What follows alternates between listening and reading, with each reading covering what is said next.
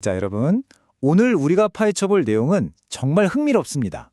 바로 점점 더 복잡해지는 인간의 협상. 그 거대한 구조를 마치 지도처럼 쫙 펼쳐보는 거거든요. 그냥 둘이서 가볍게 말다툼하는 수준에서부터 전 세계가 얽힌 엄청난 국제적 갈등까지 이 모든 게 도대체 어떤 뼈대로 이루어져 있는지 오늘 제대로 한번 세워보겠습니다. 시작해볼까요? 재미있는 건 이 원작의 저자가 처음부터 우리를 확 끌어당긴다는 겁니다.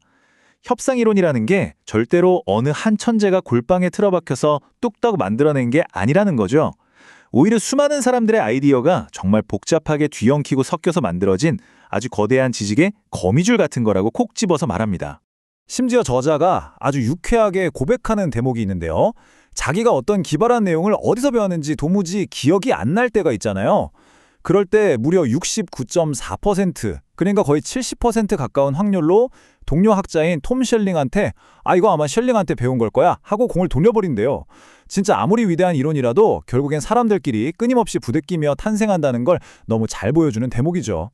자, 그럼 오늘 우리가 탐험아의 갈등의 지도를 쭉 한번 훑어볼까요? 1장 공유된 아이디어의 거미줄부터 시작해서요.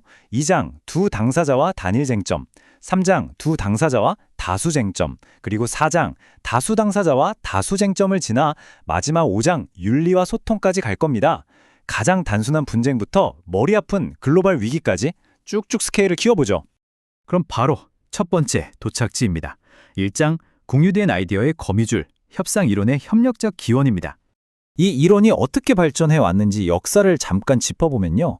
1960년대 중반 박사 세미나에서 나왔던 아주 초창기 아이디어들이 70년대 MBA 과정을 거치면서 계속 다듬어졌어요. 재밌는 건 저자가 글 쓰는 걸 계속 미루다가 결국 1980년에 버클리 대학에서 덜컥 강연을 맡게 되면서 이제는 진짜 정리해야겠다 하고 드디어 본인의 생각들을 공식적인 틀로 완성했다는 거죠. 여기서 우리가 꼭 기억해야 할 건 이 이론이 가진 엄청난 지적 무게감입니다. 하버드 협상 워크숍에 진짜 네로라 하는 어벤져스급 거물들의 영감이 다 녹아있거든요. 여러분도 잘 아시는 세계적인 베스트셀러 Getting to Yes의 저자 로저 피셔와 빌 유리부터 해양법 전문가 짐 시베니에스, 국제 분쟁 전문가 마크 맥도날드까지 말 그대로 당대 최고 통찰력이 총동원된 셈입니다. 네, 그럼 바로 다음 섹션으로 넘어가겠습니다. 2장 두 당사자와 단일 쟁점, 바로 갈등의 가장 기본이 되는 기준선이죠. 우리가 다루는 이 복잡성의 지도를 머릿속에 한번 그려보세요. 우리는 지금 가장 기본 단계, 그러니까 딱 두 명의 당사자가 오직 딱 하나의 쟁점만을 두고 옥신각신하는 첫 번째 영역에 들어와 있습니다. 에이, 겨우 1대1 단일 쟁점이면 너무 시시한 거 아니야? 하실 수도 있는데요. 절대 그렇지 않습니다. 치열한 법적 분쟁을 법정 밖에서 합의 보는 거나 천문학적인 돈이 오가는 기업인수합병 한번 생각해 보세요. 원본에 나오는 엘름 트리하우스 분쟁 같은 사례도 마찬가지고요. 이 단순해 보이는 1대1 대결 구도 속에서도 사실 엄청난 이해관계와 숨막히는 수싸움이 벌어지고 있거든요. 자, 그럼 여기서 변수를 좀 더 넣어볼까요? 3장, 두 당사자와 다수 쟁점. 이제 복잡성이 슬슬 올라갑니다. 여기서는 상황이 확 달라집니다. 아까 같은 단일 쟁점은 누가 이기고 누가 지느냐, 즉 제로섬 게임에 가깝잖아요.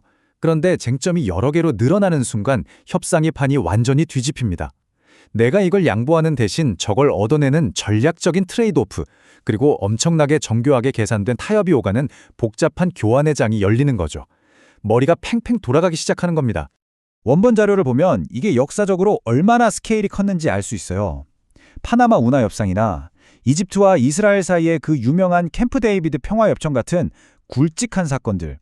이게 바로 두 세력이 수많은 쟁점들을 한 번에 테이블에 올려놓고 단판을 지은 다수 쟁점 외교의 아주 거대하고 생생한 사례들입니다. 그런데 이렇게 복잡한 협상을 하다 꽉 막혀버리면 어쩌죠? 그래서 이 프레임워크는 아주 명확한 비상구들을 마련해뒀습니다. 먼저 서로의 불확실성을 나누는 위험 분담. 그래도 안 되면 제3자가 슬쩍 껴서 합의를 돕는 조정 단계로 가고요. 거기서도 답이 안 나오면 결국 제3자가 자, 이렇게 결정합시다 하고 도장을 찍어버리는 중재 단계로 차근차근 넘어가게 됩니다.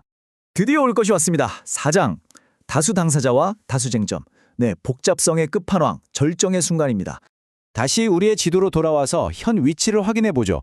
이제 우리는 가장 복잡한 영역, 수많은 사람들이 저마다의 수많은 쟁점들을 한꺼번에 쏟아내는 말 그대로 혼돈의 카오스 영역에 도착했습니다. 이런 정신없는 상황을 도대체 어떻게 풀어나가야 할까요? 여기서 저자는 연합 분석이라는 아주 강력한 무기를 꺼냅니다. 이걸 무려 전 지구적 스케일의 해양법 제정이나 메리너 우주탐사선 프로젝트 같은 곳에 적용을 하는데요. 워낙 얽히고 설킨 게 많다 보니까 여기서 핵심은 과연 누가 누구와 손을 잡고 세력을 만드느냐가 협상의 성패를 완전히 갈라버린다는 겁니다. 이렇게 복잡한 미로 속에서 길을 잃지 않으려면 반드시 챙겨야 할 필수 요소들이 있어요. 내 편을 모으는 연합 형성부터 시작해서 파일을 어떻게 공정하게 나눌 것인가 하는 분배 문제, 또 모두에게 이득이 되는 공공재 문제, 그리고 마지막으로 합의의 쐐기를 막는 투표 시스템까지. 이건 그냥 뜬구름 잡는 이론이 아니라 이 복잡한 다자간 협상이라는 전쟁터에서 살아남기 위한 아주 현실적인 생존 도구들입니다. 이제 마지막 여정이네요. 5장 윤리와 소통, 바로 협상의 인간적인 요소입니다. 우리가 지금까지 온갖 복잡한 모델들이랑 거대한 역사적 사례들을 쭉 살펴봤잖아요. 그런데 그 모든 것의 밑바닥을 파고 들어가면 결국 진짜 중요한 단 하나의 진리가 나옵니다. 바로 사람들을 어떻게든 서로 소통하게 만드는 것. 이게 갈등 해결의 가장 궁극적이고 절대적인 뼈대라는 거죠. 아무리 시스템이 완벽해도 결국 협상 테이블에 앉는 건 감정을 가진 사람이니까요. 그리고 저자는 마지막으로 정말 묵직한 메시지를 던집니다. 우리가 아무리 치열하게 경쟁하고 이익을 계산하더라도 윤리와 도덕이라는 문제를 절대 빼놓아서는 안 된다고 말이죠. 인간의 의사결정은 결국 우리의 본질적인 가치, 그 인간다움과 절대로 분리될 수 없다는 걸 확실하게 짚어주고 있습니다. 자, 여러분, 오늘 우리가 함께 그린 이 지도를 여러분의 일상이나 비즈니스에 한번 대입해 보시겠어요? 갈등의 규모가 점점 커지고 복잡해질 때 여러분은 진심으로 모두가 동의할 수 있는 진짜 예스를 찾기 위해 판을 짜고 계신가요? 아니면 그냥 이 복잡한 상황이 버거워서 대충 교착 상태에 머물고 계시진 않은가요? 오늘 파헤쳐본 이 이야기들이 여러분만의 명쾌한 해답을 찾는데 좋은 영감이 되었기를 바랍니다. 그럼 이번 시간은 여기서 마치겠습니다.